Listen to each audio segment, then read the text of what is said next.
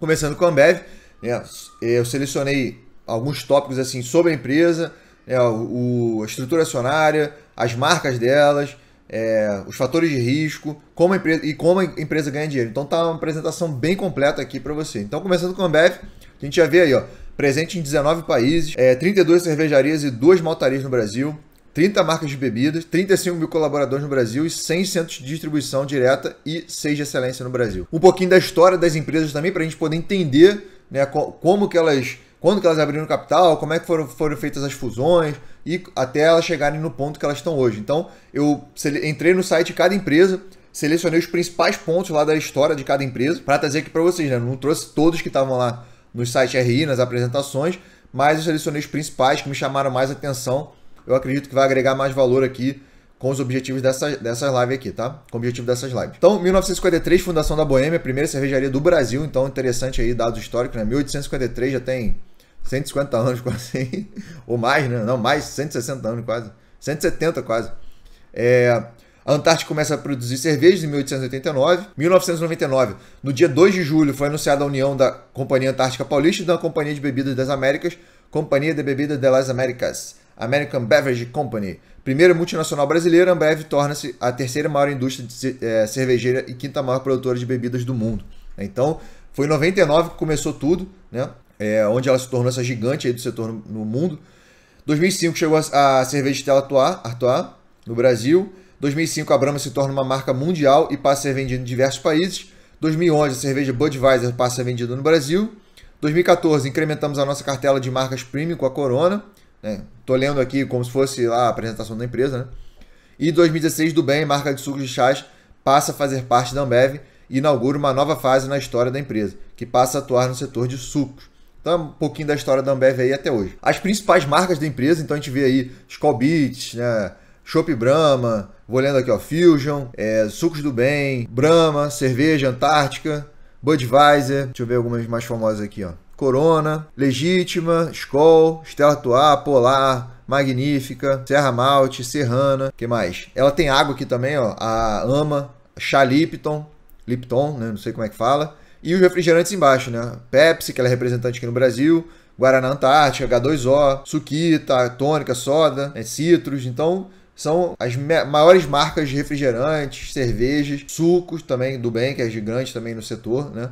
Estão aí sob comando da Ambev. Então, muito interessante para você saber. Algumas curiosidades. A Ambev é a maior produtora de cerveja do mundo e líder em produção em 6 países, entre eles Brasil, Canadá e Argentina. 50% do vidro que é utilizado como matéria-prima é reciclado. Mais de 1 bilhão investido em projetos de sustentabilidade nos últimos 5 anos. Possui a marca Ama, que fornece água potável para mais de 35 mil pessoas no Nordeste, semiárido brasileiro. Possui o mais moderno centro de inovação cervejeira do mundo. Criou em 2016 o Zé Delivery, serviço de entrega que leva cervejas, refrigerantes e outras bebidas em até 1 hora. Lançou em 2019 uma plataforma de cursos de conhecimento cervejeiro. Se aliou à Volkswagen para usar 1,6 caminhões elétricos, 1.000 caminhões elétricos, né? 1,6 mil caminhões elétricos até 2023. E sua controladora, Embev, adquiriu a SABMiller por 109 bilhões de dólares em 2015. A segunda maior cervejaria do mundo. Então, são dados interessantes que complementam a análise da empresa, né? Você vê que ela se destaca bastante no setor e é hoje a maior produtora do mundo. A estrutura acionária, então eu peguei ali do site da B3, então a gente vê que 53% das ações ON estão na mão da Interbrew International, 8% na mão da Embrew e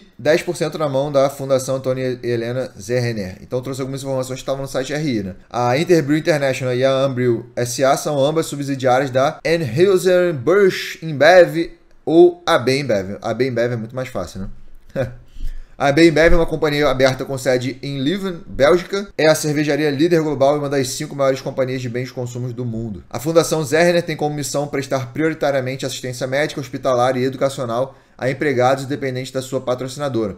Inicialmente a Companhia Antártica Paulista e a partir de 1999 a Ambev e suas controladas com sede e operação no Brasil. Então, alguns dados interessantes. Eu sempre me perguntei o que essa fundação aí está fazendo aqui e agora, né, trazendo esses dados aqui, pesquisando para trazer aqui para vocês e para eu aprender também, já estou sabendo melhor. Como que a Ambev ganha dinheiro, né? Então, da receita líquida consolidada do último trimestre, 11,9 bilhões de reais foi a receita líquida consolidada. No Brasil, mais da metade, 52%, 6,3 bilhões. América Latina, 2 bilhões, 17%. Canadá, 17%, 2 bilhões, e América Central e Caribe, 1,7 bilhões, 14%. Então ela não atua nos Estados Unidos, é interessante. Tem algumas outras empresas que atuam lá. Então ela fica meio que pegando pelas beiradas, né, sem ser os Estados Unidos.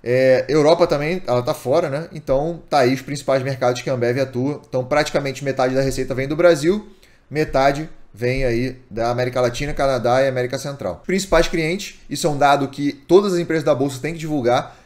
Um PDF, se você não sabia, né? Para quem for meu aluno avançado, se eu não falei no curso, fica aqui de aprendizado também, que é o seguinte: todas as empresas têm que emitir esse documento, junto com os fatores de risco, entre outros, lá no formulário de referência que a empresa emite todo ano, que ela tem que dizer se ela depende de algum grande cliente, se mais de um cliente tem 10%, se é responsável por 10% da sua receita. Então, se tiver algum cliente muito importante, a empresa tem que dizer lá, ó, temos um cliente que é responsável por mais de 10% da receita líquida. Então ela tem que colocar nesse documento lá. E aí eu peguei dessas principais empresas que eu vou analisar aqui, de cada uma delas, quais são os principais clientes. Então no caso da Ambev, atualmente ela não tem nenhum cliente que seja responsável por mais de 10% da sua receita líquida total. A política de dividendo também achei interessante trazer aqui de cada uma, para você ficar sabendo.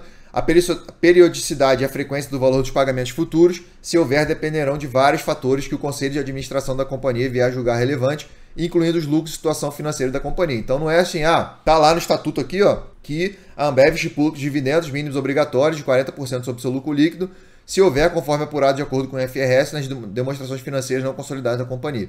Então, está dizendo que ela tem que distribuir 40% e pronto. Não. O item de cima diz justamente que, dependendo, né, do fator, da situação financeira da empresa, ela pode diminuir ou aumentar esse percentual. Mas que no estatuto está lá definido pelo menos 40% do lucro é a meta da empresa.